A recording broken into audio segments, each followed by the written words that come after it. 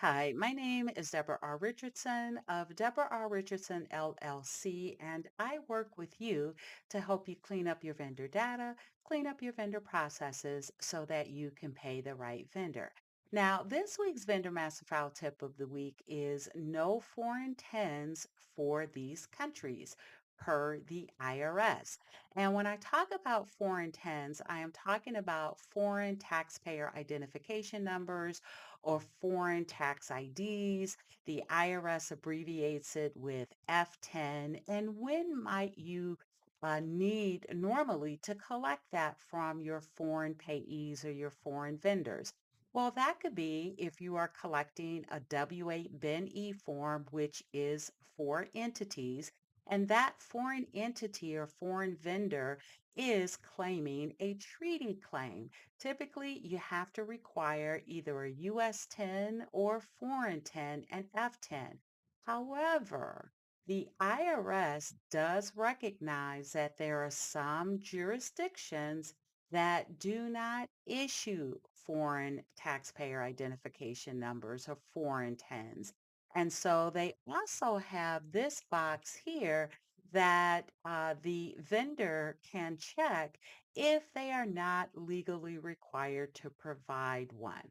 Now, there are some other rules where they're not legally required to provide one related to if you are collecting this for like FATCA purposes, but we're really talking about the types of requests that for payments that we're collecting these W-8 bennies for in accounts payable, like the types of payments that we make in AP. And so, again, if a foreign payee or foreign vendor is claiming a treaty claim, and typically you have to collect either a US 10 or foreign 10, that jurisdiction may not issue one. And so the vendor will not be legally required to provide one.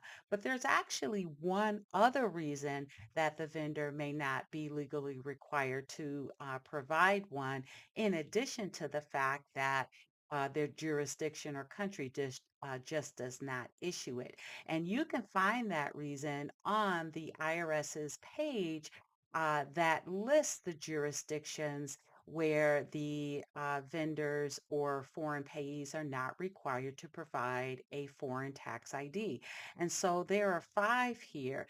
And of these five, they either one, do not issue a foreign tax ID, or, and you can find this in this explanation, the jurisdiction has requested that the IRS or competent authority restricts the collection or the disclosure of a foreign taxpayer identification number or foreign 10 of their residence.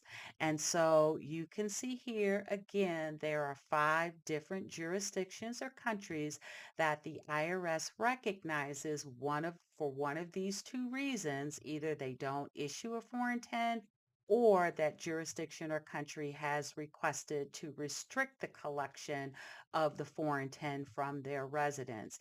These are the five countries where the IRS recognizes one or two of those reasons exist, and so they do not require, the IRS does not require the collection of foreign tens from these jurisdictions or countries. Now, if I were you, I would just bookmark this page so you can always make sure that you and your team are staying up to date with the countries or jurisdictions on this list. Now, if you watch this video, you probably are interested in when the tax reporting deadline dates are for tax year 2025 in 2026.